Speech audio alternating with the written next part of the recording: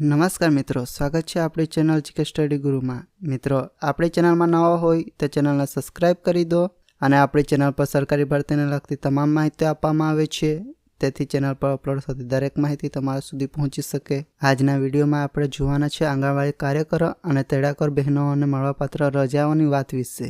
આંગણવાડી બહેનોને પરચુરણ રજાઓ મળવાપાત્ર છે।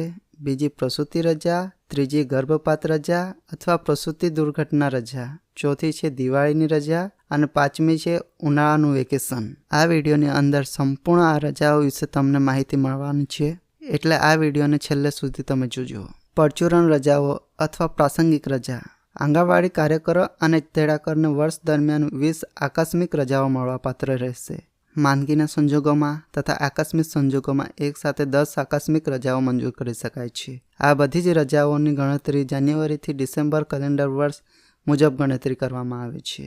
બીજી રજા છે પ્રસૂતિ રજા। આંગણવાડી બહેનોએ સેવાનું 1 વર્ષ પૂર્ણ થયા બાદ અને જોબની તાલીમ પૂર્ણ કરેલ હોય તેવા આંગણવાડી બહેનોએ 2 પ્રસૂતિ માટેની રજા મળવાપાત્ર છે। પ્રસૂતિની રજા 180 દિવસની મળવાપાત્ર છે। પ્રસૂતિની રજા ગર્ભાવસ્થાના 8મા માસથી જ લઈ શકાય છે।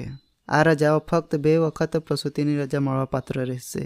જો 2 હયાત બાળકો હશે તો પ્રસૂતિની રજા મળવાપાત્ર રહેશે નહીં। ત્રીજી રજા વિશે વાત કરીએ તો ગર્ભપાતની રજા અથવા પ્રસૂતિની દુર્ઘટના। આંગણવાડી બહેનોના સેવાના 1 વર્ષ પૂર્ણ થયા બાદ 42 દિવસની રજા મળવાપાત્ર છે। આ રજાઓ પ્રસૂતિ રજાઓ ઉપરાંત સમગ્ર સેવાકાળ દરમિયાન એક જ વખત મળવાપાત્ર રહેશે। આ રજાઓ માટે જરૂરી દસ્તાવેજો કચેરીને રજૂ કરવાના રહેશે।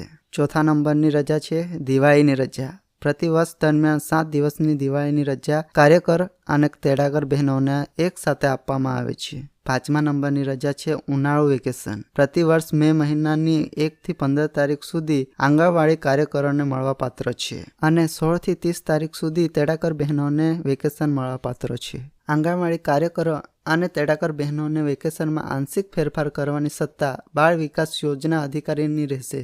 આ બધી જ રજાઓને વેતન મળવાપાત્ર રહેશે અને આ ઉપરાંત 12 CL રજાઓ પણ મળવાપાત્ર રહે છે।